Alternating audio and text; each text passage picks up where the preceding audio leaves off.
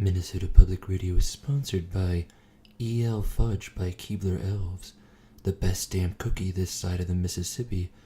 Don't put Nabisco cookies on your shelves. Stock them up with cookies from Keebler Elves. Coffee and cigarettes. Welcome back to Coffee and Cigarettes. My name is Libtard McDouche. A lot of our viewers enjoy college football, and we have been told a certain ESPN Gameday commentator is a huge fan of our show.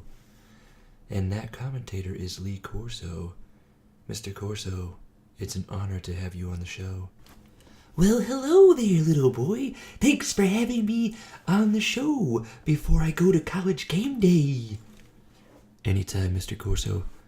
I consider myself a very educated person because I got a master's degree in 18th century lesbian Prussian art history, but my knowledge of football is very limited.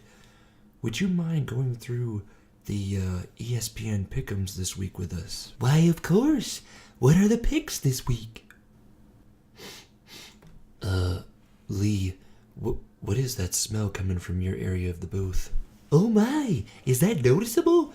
Well, you see, I am an old man, and I wear diapers, and I suppose the old country kitchen is coming out. Oh my, that smells really bad.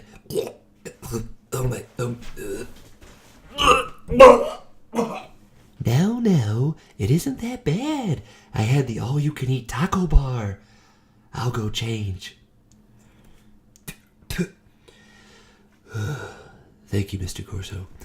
And while he is doing that, I would like to thank another one of our sponsors, Tide.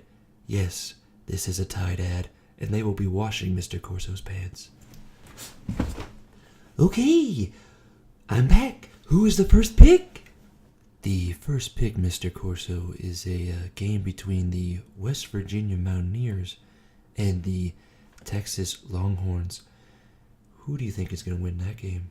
I tell ya, I was at Franklin Barbecue in Austin, Texas last year, and I was eating a quarter of their pinto beans.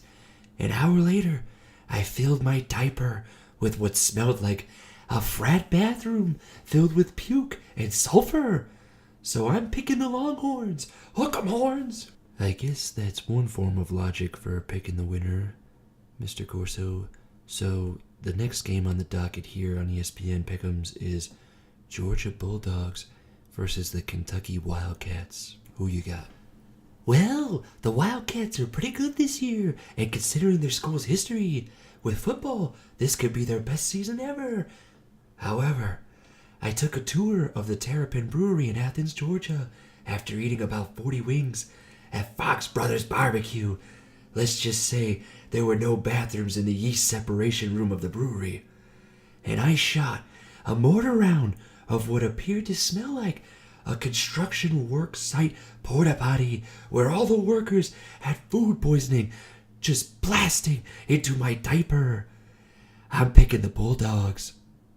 Oh, so no analysis about offensive lines or the team's defense or maybe that famous quarterback from on Georgia?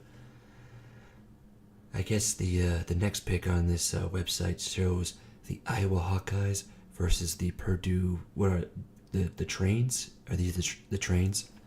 Oh no, those are the Purdue Boilermakers. They boiler up. The Boilermakers are the home team this week, and they upset Ohio State at home. But I was in the College Gameday bus last year, driving back from USC off I-80. We stopped at a nice Casey's store, and I got a sandwich. And I drank a soda that Mr. Herbstreet bought me. Apparently, there were some laxatives in the soda. As we were passing Iowa City, it felt like an avalanche of brown sludge just filling up my diaper. So we pulled over, and I'm picking the Hawkeyes. Mr. Corso, we might have to cut this interview short if you're gonna keep describing some of your bowel movements instead of using football analytics to make these picks. Hey, you got your system, and I got my system for picks. My system is powered by the Ducalax AI and their fecal recognition software. Fair enough, Lee, fair enough.